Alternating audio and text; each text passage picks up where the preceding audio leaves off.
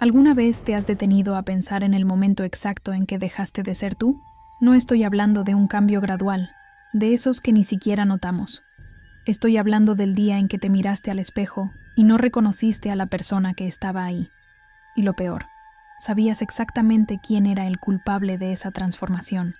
Era alguien que decía amarte, alguien que prometió aceptarte tal como eras. Pero, de alguna manera, ser tú se convirtió en el mayor problema de la relación. Existe un tipo de relación que funciona como arenas movedizas. Al principio, ni siquiera te das cuenta de que te estás hundiendo. Pisas firme, confiado, pensando que estás en suelo seguro. Pero con cada movimiento que haces, cada vez que intentas ser auténtico, la arena te jala un poco más hacia abajo. Y cuando finalmente te das cuenta de dónde estás, ya te has hundido tanto que no sabes cómo salir. O peor, empiezas a pensar que eso es normal, que todo el mundo se hunde un poco en las relaciones, que el amor se trata de sacrificar quién eres. Hoy te voy a contar la historia de alguien que vivió exactamente eso. Una persona que entró a una relación siendo ella misma y salió sin saber quién era, que cambió su esencia por migajas de aprobación, que aprendió a esconderse dentro de su propia vida. Y si alguna vez has sentido que necesitas pedir permiso para existir al lado de alguien, esta historia va a tener mucho sentido para ti, porque tal vez tú también has vivido en una relación donde ser tú se convirtió en un problema. Al principio, era perfecto, como siempre es. Él decía que amaba la forma en que ella se reía muy fuerte, que adoraba cómo era espontánea, decidida, llena de opiniones propias. La miraba con ese brillo en los ojos, ese que nos hace creer que finalmente encontramos a alguien que nos ve de verdad. Ella nunca se había sentido tan aceptada, tan vista, tan amada exactamente como era. Pero las relaciones tienen fases, y la fase de aceptación incondicional comenzó a dar lugar a algo más sutil, más peligroso. Comenzaron los comentarios, pequeños, casi imperceptibles. ¿No crees que te reíste un poco muy fuerte frente a mis amigos? ¿Será que necesitas siempre dar tu opinión sobre todo? ¿No podrías ser un poco más, no sé, delicada? Ella escuchó esos comentarios y pensó que eran preocupaciones legítimas, que tal vez él tenía razón, que tal vez ella realmente necesitaba controlarse un poco. Y así fue como comenzó, con pequeños ajustes, pequeñas concesiones. Ella comenzó a reírse más bajo, a pensar 2 veces antes de hablar, a medir cada palabra, cada gesto, cada reacción. Comenzó a moldearse para caber en la versión que él aprobaba. Y con cada cambio, él sonreía, la elogiaba, decía que estaba madurando, que estaba evolucionando. Y ella creyó, porque cuando amamos, queremos creer que estamos mejorando, no que estamos desapareciendo. Ella no podía identificar el momento exacto en que todo cambió. Era como intentar recordar cuándo pescaste un resfriado. Sabes qué pasó, pero no puedes señalar el instante preciso. Todo lo que sabía era que existía un antes y un después. Y en el antes, ella era alguien que reconocía. Antes, se despertaba animada, tenía planes, opiniones fuertes sobre cosas pequeñas y grandes. Discutía sobre películas, sobre política, sobre cuál era la mejor pizza de la ciudad. Tenía amigas que llamaban solo para escuchar sus historias. Tenía hobbies que hacían brillar sus ojos. Tenía una vida que era suya. No perfecta, pero genuinamente suya. Recordaba la última vez que se sintió completamente cómoda siendo ella misma. Fue en una cena con amigos de él. Estaba animada, contando una historia graciosa que había pasado en el trabajo. Todos se estaban riendo. Ella estaba en el centro de atención, haciendo lo que siempre hizo naturalmente, conectando personas a través del humor. Y entonces lo miró. Él no se estaba riendo. Tenía esa expresión, esa que ella había aprendido a reconocer y temer. Mandíbula tensa, mirada distante, esa sonrisa falsa que no llegaba a los ojos. En el camino de vuelta a casa, el silencio fue ensordecedor. Ella sabía lo que venía, y vino. ¿Siempre necesitas ser el centro de atención? La pregunta cayó como una bomba en el auto. Intentó explicarse. Dijo que solo estaba siendo ella misma, que solo estaba conversando. Exactamente, respondió él. Estabas siendo tú misma, ¿Y no te das cuenta de cómo eso es demasiado? Demasiado. Esa palabra resonó en su cabeza durante días. Ella era demasiado, demasiado ruidosa, demasiado opinada, demasiado presente, demasiado ella. A partir de ese día, algo se rompió. Comenzó a observarse desde afuera, a controlarse constantemente. ¿Estoy hablando demasiado? ¿Esta historia es apropiada? ¿Mi risa está muy alta? Empezó a vivir con un editor interno constantemente activo, cortando, ajustando, suavizando todo lo que era. Y la parte más triste, pensaba que estaba haciendo lo correcto, que estaba salvando la relación, que el amor se trataba de adaptarse, pero hay una diferencia entre adaptarse y borrarse. La adaptación es cuando aprendes a considerar al otro en tus decisiones. El borrado es cuando dejas de tomar decisiones porque tienes miedo de la reacción del otro. La adaptación es elección. El borrado es supervivencia. Y ella había cruzado esa línea sin darse cuenta. Comenzó a evitar situaciones donde podría ser demasiado. Dejó de aceptar invitaciones para salir con amigos. Dejó de sugerir planes. Dejó de compartir sus opiniones. Se convirtió en una versión editada de sí misma, una versión segura, una versión que no causaba problemas, una versión que él aprobaba. Y cada día, la persona que solía ser se volvía más distante, más borrosa, más parecida a un recuerdo que a una realidad. Lo peor era que nadie parecía notarlo. O si lo notaban, no decían nada. Sus amigos comentaban que estaba más tranquila. Su familia decía que había madurado. Solo ella sabía la verdad. No estaba más tranquila. Estaba silenciada. No había madurado. Se había marchitado. Y con cada elogio sobre cómo estaba mejor, una parte de ella moría un poco más, porque esos elogios eran sobre su ausencia, sobre el éxito de su propio borrado. Intentaba convencerse de que era feliz. Después de todo, la relación estaba mejor. Ya no peleaban. Él estaba satisfecho. Pero comenzó a darse cuenta de que la paz que tenían no era paz, era silencio. Y el silencio no es lo mismo que la armonía. El silencio es lo que queda cuando una de las voces decide dejar de hablar. Y ella había decidido callar la suya, no por elección, sino por agotamiento. Porque es cansado ser un problema. Es cansado ser demasiado. Es más fácil ser menos, ser nada. El proceso de perderse no sucede de una vez. Es una serie de pequeñas rendiciones. Y la primera rendición de ella fue su amistad con Julia. Julia era su amiga desde la adolescencia. Ese tipo de amiga que conoce todas tus historias, tus traumas, tus manías. Ese tipo de amiga a la que llamas a las 3 de la mañana cuando el mundo se está derrumbando. Julia era ruidosa, intensa, dramática, exactamente como ella solía ser. Él nunca le gustó Julia. Al principio, lo disimulaba. Hacía comentarios sutiles. Es medio caótica, ¿no? ¿No creen que se queja demasiado? No sé cómo aguantas tanta energía negativa. Ella defendía a Julia al inicio. Explicaba, justificaba, pero él siempre tenía una respuesta. Siempre tenía una forma de hacer parecer que ella estaba siendo irracional por mantener esa amistad, y entonces vinieron las comparaciones. ¿Te das cuenta de que cuando vuelves de ver a Julia te pones diferente? Te pones más agitada, como si la agitación fuera una enfermedad, como si volver a ser ella misma por unas horas fuera un síntoma de algo malo. Y ella comenzó a creer. Comenzó a notar que después de ver a Julia, realmente se sentía diferente, más viva, más conectada con quien era. Y en lugar de ver eso como algo bueno, comenzó a verlo como un problema. Los encuentros con Julia comenzaron a disminuir. Primero, cancelaba uno aquí, otro allá, siempre con excusas válidas. Trabajo, cansancio, compromisos con él. Julia entendía, o intentaba entender. Hasta el día en que ya no entendió más. Siento que estás desapareciendo, dijo Julia en una llamada. Y siento que él tiene algo que ver con eso. Esa frase debería haber sido una alarma. Debería haber despertado algo en ella, pero en lugar de eso, sintió rabia. Rabia contra Julia por ver, por decir en voz alta lo que ella misma no quería admitir.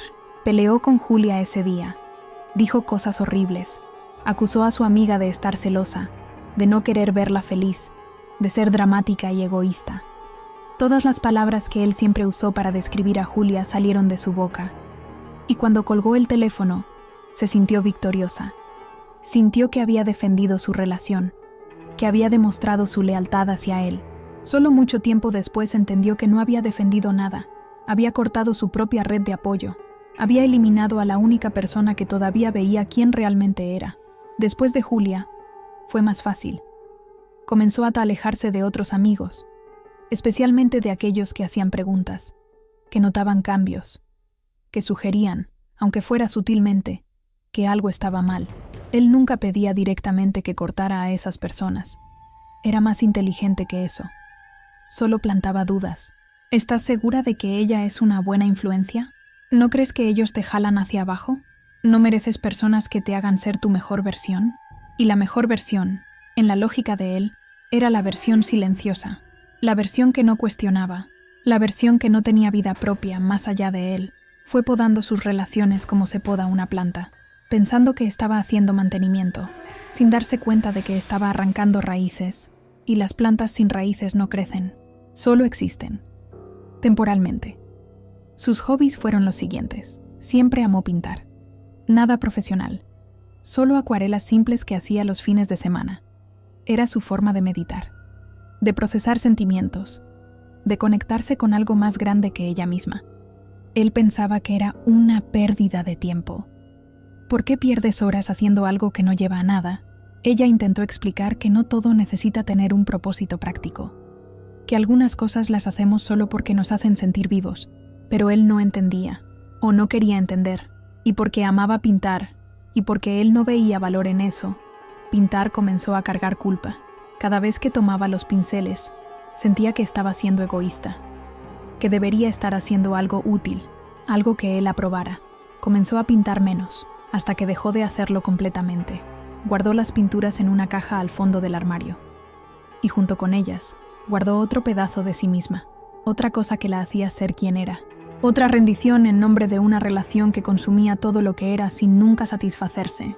El apartamento de ellos tenía una decoración interesante, no por ser bonito o tener buen gusto, sino porque era un mapa visual de cómo ella había desaparecido. Cuando se mudaron juntos, estaba animada. Tenía ideas. Quería un rincón con plantas, una estantería para sus libros, una pared colorida en la sala. Él escuchó todas las ideas con esa sonrisa paciente. Esa sonrisa que ella aprendió a interpretar como «déjala hablar, después lo hacemos a mi manera». Y fue exactamente lo que pasó.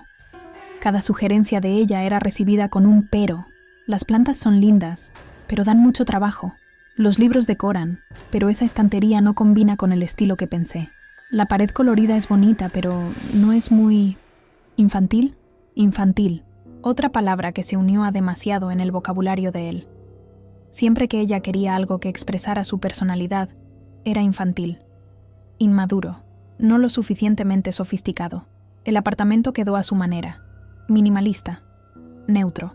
Cada objeto tenía que tener una función. Nada de cosas aleatorias que te gustan. Nada que contara una historia. Nada que dijera una mujer llamada ella vive aquí. Era un espacio estéril. Bonito, tal vez, pero sin alma.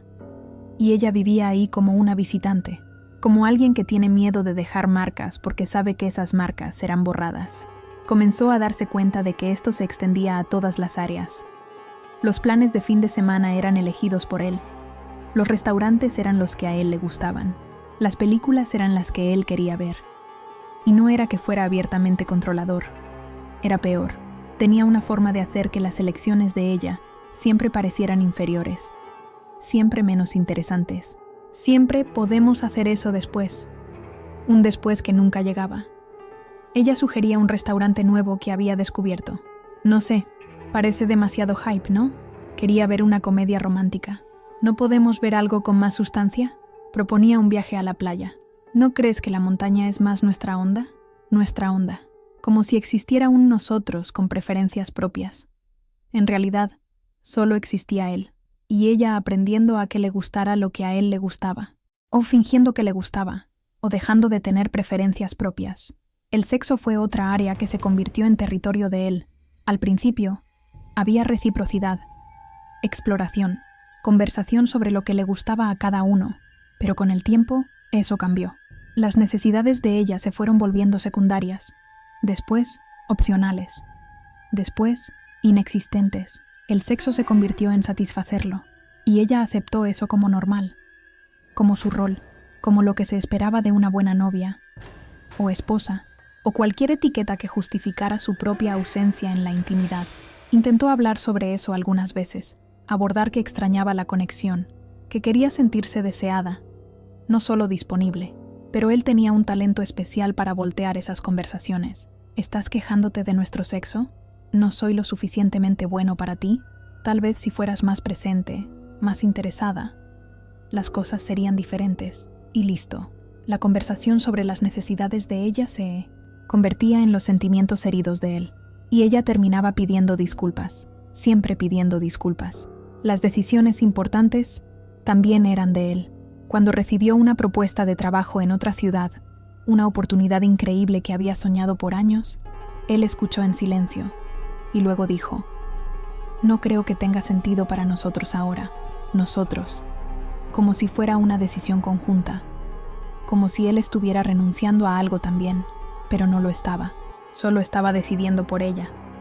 Y ella lo permitió, porque en ese punto ya había olvidado que podía decidir sola, que su vida no necesitaba la aprobación de él para suceder. Rechazó el empleo, dijo que no era el momento correcto. Sus colegas se sorprendieron, su madre se decepcionó, ella quedó vacía, y él quedó satisfecho. Porque una vez más, ella lo había elegido a él sobre sí misma. Una vez más, había demostrado que él era más importante que sus sueños, y él interpretó eso como amor, como lealtad, no como la lenta muerte de quien ella era. Vivir en el mundo de él significaba que el mundo de ella tenía que desaparecer, sus opiniones, sus gustos, sus sueños, sus amigos, sus hobbies, su propia voz, todo tenía que ser sacrificado en el altar de esa relación. Y lo peor es que nunca era suficiente. Cuanto más daba, más pedía él. Cuanto más se borraba, más espacio ocupaba él. Y comenzó a entender una verdad devastadora. No estaba en una relación. Estaba en un borrado sistemático. Y el verdugo era alguien que decía amarla. Hay un momento en relaciones así, donde te conviertes en un fantasma. Todavía estás ahí físicamente. Respiras. Comes. Duermes. Pero no vives. Acechas tu propia vida. Ella había llegado a ese punto. Se despertaba todos los días y cumplía un guión. Pero no había autenticidad en nada. Todo era actuación. Actuación de novia feliz. Actuación de persona realizada. Actuación de alguien que eligió esa vida. Desarrolló un hábito extraño. Cuando estaba sola en el apartamento, lo que era raro, practicaba ser ella misma. Se reía fuerte. Hablaba sola. Opinaba sobre cosas aleatorias. Gesticulaba. Bailaba en la cocina. Todas las cosas que solía hacer naturalmente y que ahora necesitaban ser practicadas en secreto. Como si ser auténtica fuera algo que solo podía pasar en la clandestinidad. Como si su propia personalidad fuera un affair. En el trabajo, se convirtió en una sombra.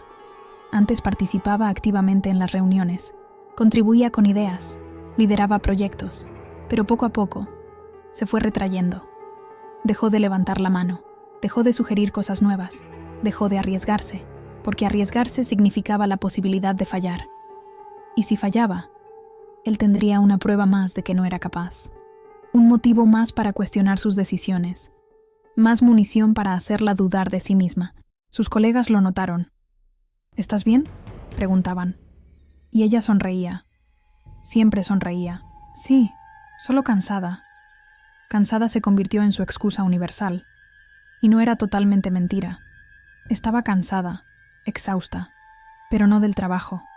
Estaba exhausta de ser alguien que no era. Cansada de cargar una máscara todo el día. Exhausta de vigilar cada palabra, cada gesto, cada expresión.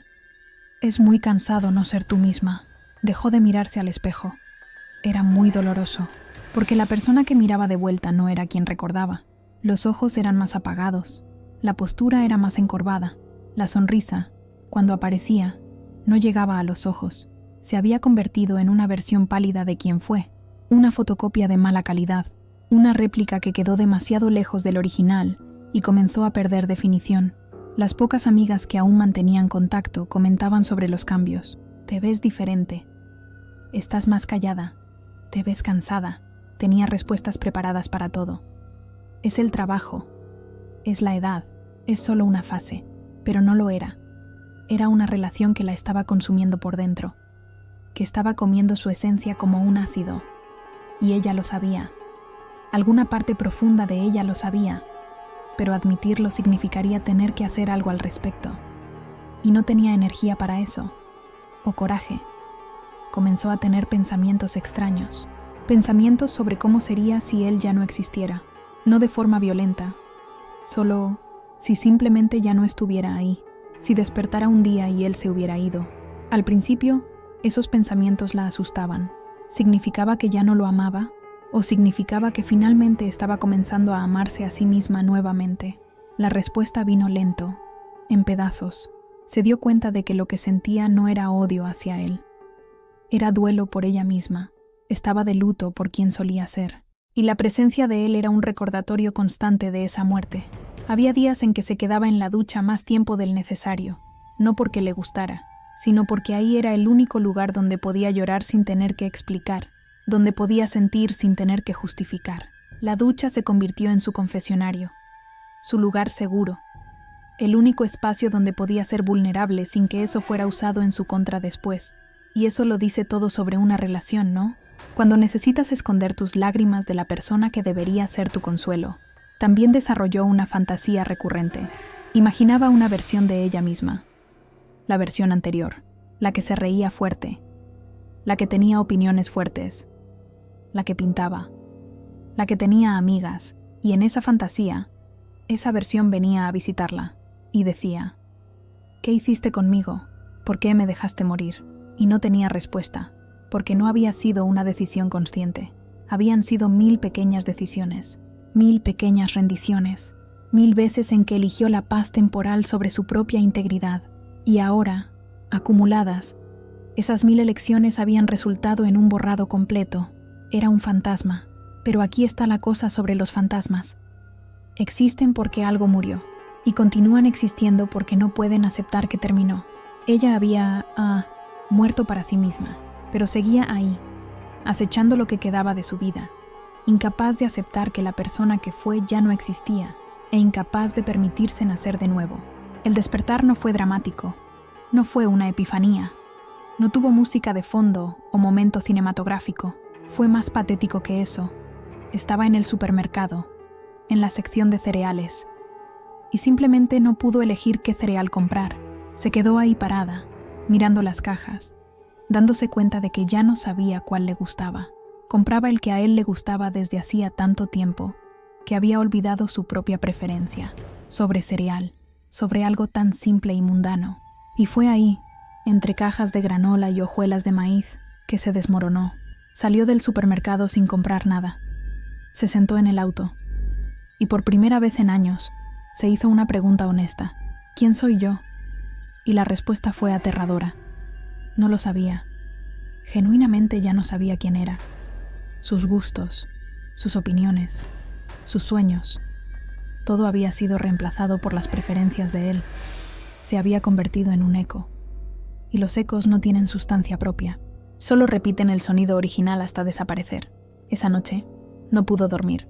Mientras él roncaba a su lado, completamente ajeno, ella se quedó mirando el techo. Y comenzó a hacer una lista mental. Una lista de cosas que solía ser. Antes de él. Antes de perderse. Graciosa, creativa, valiente, opinada, leal a sus amigas, apasionada por el arte, espontánea.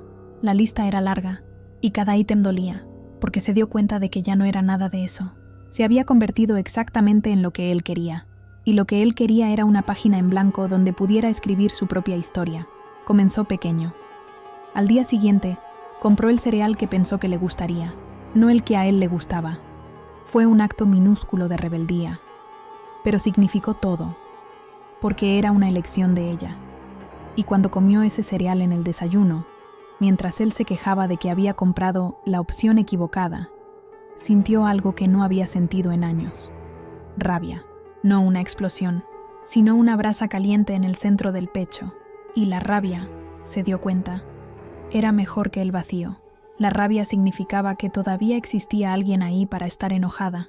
Comenzó a hacer pequeñas cosas en secreto, cosas solo para ella. Compró pinturas de acuarela nuevas. Las escondió en el auto. Pintaba durante la hora del almuerzo en el trabajo. No pintaba nada específico. Solo dejaba que los colores se mezclaran en el papel. Era terapéutico. Era una forma de recordar que podía crear, que podía tomar decisiones sobre colores sin que nadie dijera que estaba equivocada, que existía una versión de ella capaz de decisiones autónomas. Encontró el número de Julia en un respaldo antiguo del celular. Se quedó mirándolo por días. Quería llamar, pero tenía miedo. Miedo del rechazo que merecía. Miedo de escuchar que era demasiado tarde. Miedo de que la amistad estuviera muerta y enterrada. Pero una noche, con las manos temblando, mandó un mensaje. Simple. Tenías razón. Sobre todo, lo siento. La respuesta de Julia llegó 3 minutos después. Lo sé, y te perdono. Cuando quieras hablar, estaré aquí. Lloró al leer ese mensaje. Porque el perdón, estaba descubriendo, puede ser un tipo de resurrección. El encuentro con Julia fue incómodo al principio. No sabía qué decir, cómo explicar años de ausencia, cómo justificar haber cortado a la persona que más se preocupaba por ella. Pero Julia no quería justificaciones. Julia quería que volviera. Y dijo algo que quedó grabado. No necesitas explicarte. Necesitas recuperarte. Y yo voy a ayudar. Y ayudó. Julia se convirtió en su espejo. La persona que reflejaba de vuelta quién solía ser. Quién podría volver a ser. La terapia vino después. Buscó un terapeuta en secreto. Pagaba en efectivo.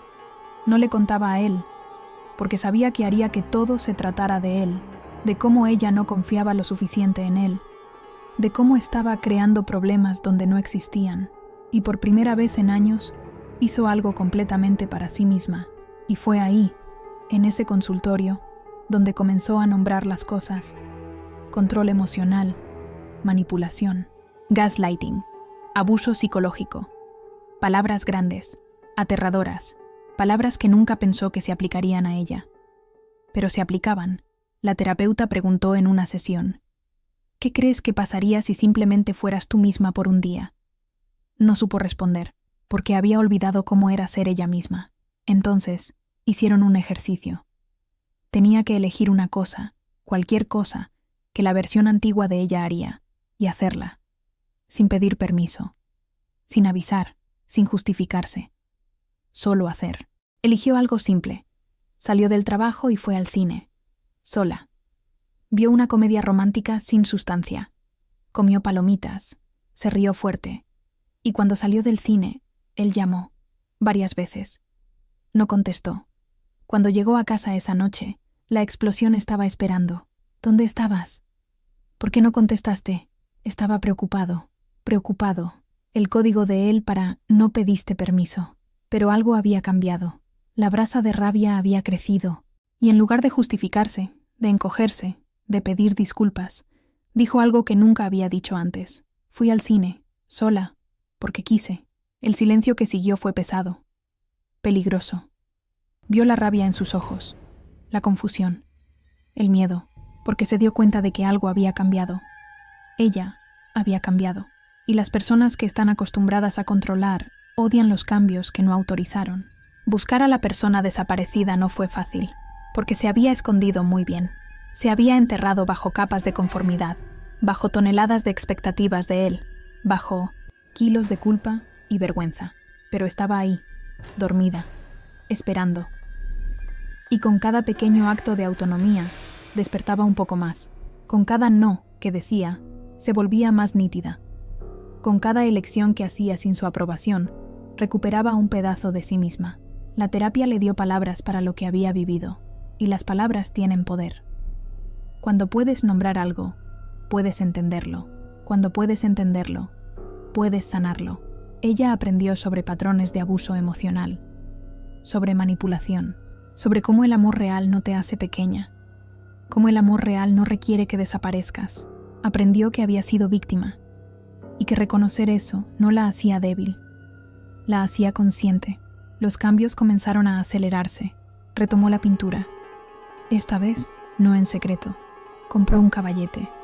Lo puso en la sala, en su sala. Cuando él protestó, ella simplemente dijo: «Esta también es mi casa», y siguió pintando.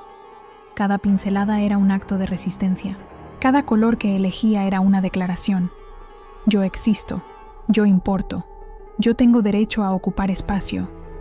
Llamó a otras amigas que había abandonado. Algunas no respondieron, y estaba bien. Algunas sí, y eso fue suficiente. Comenzó a reconstruir su red, a recordar que había vida más allá de él, que había personas que la valoraban por quien era, no porque tan pequeña podía hacerse. Aceptó invitaciones, salió, se rió, y cada vez que volvía a casa y él hacía un comentario, lo dejaba rebotar. Ya no se pegaba. Hubo una noche en que él hizo lo que siempre hacía. La criticó. Le dijo que estaba cambiando, que ya no era la mujer de la que se enamoró. Y por primera vez, en lugar de entrar en pánico, en lugar de prometer cambiar de vuelta, ella sonrió y dijo: «Tienes razón, ya no soy esa mujer, porque esa mujer se estaba muriendo, y yo decidí salvarla». El silencio que siguió fue diferente. No era ella conteniendo la respiración, era él dándose cuenta de que había perdido el control. Las semanas siguientes fueron una guerra fría. Él intentó todas sus tácticas: el tratamiento silencioso, la culpa, las amenazas veladas de que se iría, pero algo había cambiado fundamentalmente en ella. Ya no tenía miedo de perderlo, porque se dio cuenta de que lo que más temía perder ya lo había perdido, a sí misma, y eso no volvería a pasar. Habló con su terapeuta sobre el final, sobre cómo sabía que tenía que irse, pero tenía miedo. Miedo de estar sola, miedo de arrepentirse, miedo de que tal vez él tuviera razón y ella fuera el problema. La terapeuta le hizo una pregunta simple: «Si tu mejor amiga estuviera en esta relación y te contara todo lo que me has contado, ¿qué le dirías?». La respuesta fue inmediata. Le diría que corriera, que se salvara, que merecía mejor. Y entonces entendió. Se merecía su propia compasión. Se merecía su propia defensa. Comenzó a planear. En secreto, como había hecho con la terapia, buscó apartamentos, revisó sus finanzas, habló con Julia sobre mudarse temporalmente con ella. Cada paso era aterrador. Cada paso la acercaba a lo desconocido, pero también la acercaba a la libertad. Y mientras más planeaba, más se daba cuenta de algo. Podía hacerlo. Podía vivir sin él. De hecho, tal vez finalmente podría vivir. Hubo un momento decisivo. Una noche, después de otra de sus críticas, ella se miró al espejo y por primera vez en años reconoció a la persona que la miraba de vuelta. No era la misma de antes. Había cicatrices. Había cansancio. Pero había algo más. Había determinación. Había fuerza. Había una mujer que había caminado por el infierno y estaba encontrando su camino de regreso. Y esa mujer era más fuerte que la que entró. La conversación de ruptura fue corta. Ella había ensayado tanto en terapia que las palabras fluyeron. «Me voy. No porque me hayas hecho algo horrible en un momento específico, sino porque me has estado borrando poco a poco durante años. Y finalmente me di cuenta de que si me quedo, voy a desaparecer completamente. Y me niego a hacer eso». Él intentó argumentar, intentó manipular, intentó hacerla sentir culpable, pero ella ya conocía el manual, ya sabía los trucos. Y esta vez no funcionaron. Se mudó una semana después. Julia la ayudó. Otras amigas vinieron. Fue caótico, fue emocional. Pero mientras empacaba sus cosas, mientras veía ese apartamento estéril donde había vivido como un fantasma, sintió algo que no había sentido en años: esperanza. Esperanza de que tal vez, solo tal vez, podría encontrarse de nuevo. La recuperación no fue lineal. Hubo días en que dudó, días en que casi llamó, días en que la soledad se sentía como un peso insoportable, pero también hubo días en que se despertó y eligió qué cereal comprar sin miedo, días en que pintó hasta la madrugada, días en que se rió tan fuerte que le dolió el estómago, días en que fue completamente, gloriosamente, ruidosamente ella misma. Aprendió que la persona que había perdido nunca volvería completamente, porque las experiencias nos cambian. El dolor nos transforma, Pero en su lugar, estaba creciendo alguien nuevo, alguien que sabía lo que valía, alguien que entendía que el amor real no reduce, expande, alguien que nunca más se haría pequeña para caber en el mundo de otra persona. Si estás en una relación donde ser tú se ha convertido en un problema, escucha esto. El problema no eres tú, nunca fuiste tú. El problema es una relación que requiere tu ausencia para funcionar. Y eso no es amor. Eso es control. Y mereces más. Mereces ser amada por quien eres, no por quien puedes pretender ser. Mereces ocupar espacio. Mereces voz. Mereces existir en toda tu complejidad, en toda tu intensidad, en toda tu belleza ruidosa y perfectamente imperfecta. La persona que eres no es demasiado, es exactamente suficiente. Y si alguien te hace sentir lo contrario, si alguien te pide que te encojas, que te calles, que desaparezcas, entonces esa persona no merece el privilegio de conocerte, porque tú no eres un problema que necesita ser solucionado. Eres un ser humano que merece ser celebrado. No se trata de ser perfecta, se trata de ser real. Y si eso es demasiado para alguien, entonces ese alguien es muy poco para ti.